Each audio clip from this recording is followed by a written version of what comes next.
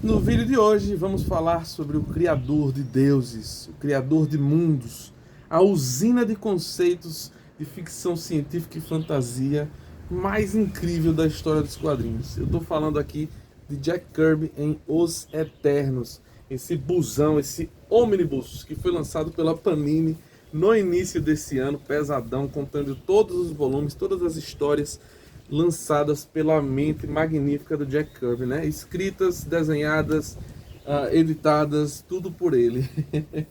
Um pacote completo e é muito, muito, muito a cara de Jack Kirby essa publicação aqui. Bom, desde já eu digo que o que mais me atraiu para comprar esse ônibus aqui, primeiro foi, claro, o MCU já estava anunciado o filme, né? Eu queria saber a história dos Eternos, a sua origem. Eu já tinha lido, embora não tenha aqui em casa, mas eu já li a graphic novel, digamos assim, escrita pelo Neil Gaiman. Eu lembro que a experiência de leitura foi maravilhosa, eu gostei muito. Eu acho que eu li em 2015. Eu li na livraria mesmo, nem comprei, não tinha dinheiro na época. Mas eu gostei muito desse lado cósmico de deuses, né, dos celestiais, essa apresentação dos Eternos pelo Neil Gaiman. Mas eu não desconhecia totalmente a de Jack Kirby. Eu também comprei por um seguinte motivo, é um projeto meio que pessoal mesmo, uma coisa minha, explorar cada vez mais os meandros da mente criativa de Jack Kirby. É uma coisa que tem me interessado cada vez mais. Jack Kirby não é um autor gratuito. Em que sentido? Não é uma coisa que você vai chegar na banca, eu quero comprar Jack Kirby porque eu quero ler Jack Kirby agora. Não. É um autor que, como ele é antigo, né? É um autor dos anos 60, dos anos 40, apesar dele ter sido o criador de basicamente tudo que a gente conhece hoje de super-herói, né? As bases fundamentais foi o Jack Kirby que criou, né? Junto com o Stan Lee, mas eu acho que o peso da mão, da mente do Jack Kirby é maior ainda do que a do Stan Lee. Mas ainda assim, não é uma leitura gratuita, que você vai chegar a comprar uma revistinha, ler, sabe, sem você apurar o contexto daquilo ali, o que é que está trazendo, o que é que está sendo trazido ali, por que o Jack Kirby é tão importante. Confesso que essa minha paixão e essa minha, digamos assim, vontade de conhecer cada vez mais a obra dele vem, de fato, de tantos meninos do Pipoca divulgarem, fazerem essa curadoria, explicando quem é Jack Kirby. Eu já sabia, óbvio, mas cada vez que eles falam, eu fui me interessando mais, comprando uma obra aqui, uma obra ali. Hoje, um dos meus personagens favoritos que eu tenho pra mim é o Etrigan. Eu acho maravilhoso esse personagem.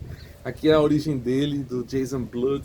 É maravilhoso, assim como um Hellboy, Monstro do Pântano. São personagens icônicos, um visual maravilhoso e com uma origem voltada aí pra fantasia, pro ocultismo, eu adoro esse tipo de coisa. Spawn também. Então muito me intriga essas criações, esses conceitos desses personagens nesse sentido. O Jack Kirby era um mestre nisso, né?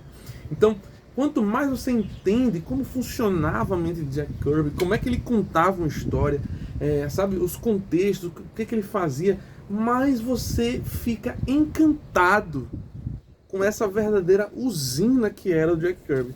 Aqui, Os Eternos, eu tinha lido algumas críticas dizendo que as histórias eram truncadas, etc., que não eram muito fluidas de ler. Eu fui para a leitura já esperando, digamos assim, uma coisa mais difícil, né? Digamos, não tão fluida, mas os desenhos, claro, sempre incríveis, as splash pages, essas diagramações de página que ele criou, né? Iniciar uma história sempre com a splash page, seguida de uma página dupla, essa explosão violenta gráfica, os personagens saindo para a tela, né? Saindo do papel para a cara da gente. Então eu esperava apreciar muito mais as artes. E eu quebrei a cara, porque, sinceramente, essa foi a melhor, digamos assim, experiência de leitura com Jack Kirby até agora. Eu fiquei apaixonado pelos Eternos. Tem humor, tem fantasia, é assim, uma explosão de conceitos, gente. Isso eu até entendo a crítica que algumas pessoas fazem. E que é normal, isso é de Jack Kirby. Por exemplo, em uma história de 10, 15 páginas, ele coloca 1 milhão de conceitos novos, assim. Ele vai encavalando um monte de loucura. E que se você for pegar cada ideiazinha assim, você dá para destrinchar para uma história só. E ele consegue criar vários conceitos dentro de uma história. Não trabalha muito bem esses conceitos, assim, ele pincela. e você tem aquele vislumbre, digamos assim, daquela ideia dele, você, porra, que massa isso aqui. Aí você quer ver mais e não tem. Porque ele já seguiu, ele já tá criando outra coisa. E aí ele vai nessa sequência, encavalando conceitos poderosos, cheios de coisas interessantes, mas deixando a gente, poxa, Jack, fale mais sobre isso, elabore mais. O Jack Kirby era um cara que sempre precisava, assim, ser editado, ser, digamos assim, pegar um roteirista que conseguisse destrinchar melhor, ajudar ele a, digamos assim, construir as narrativas dele de maneira mais inteligível, né? O Jack, ele era essa coisa, essa explosão, era uma usina mesmo, sabe? Ele se importava só em colocar as ideias, jorravam da cabeça dele.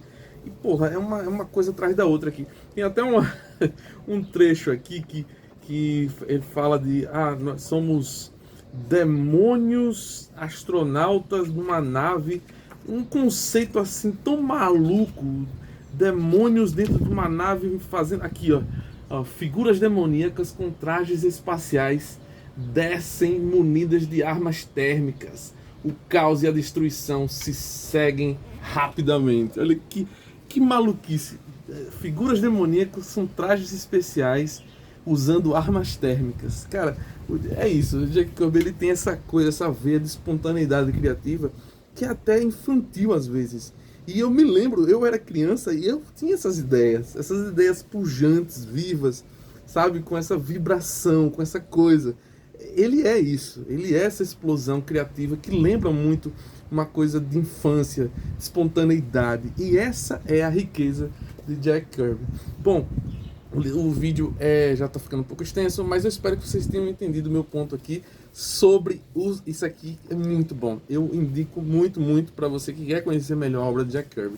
Com relação ao filme, eu adorei o filme, gostei bastante, mas também não fiquei vidrado, assim, sabe? Não me encantou, não foi mind-blowing, digamos assim, como outros filmes da Marvel que eu saí vibrando, meu Deus, o que foi isso, sabe? Como a série Loki, por exemplo, outras séries que estão sendo lançadas no Disney Plus, tiveram mais impacto pra mim do que esse filme. Mas é um filme muito bom. Eu tive a impressão que dele ser um filme de transição. Ó, nós estamos apresentando esse lado aqui que vocês não conheciam da Marvel, do MCU. Vejam só. E agora a gente vai pra cá. Então é meio que um filme que dá um direcionamento pro MCU. Não é aquele filme que vai, né, explodir a porra toda. Mas enfim, ainda assim é um excelente filme.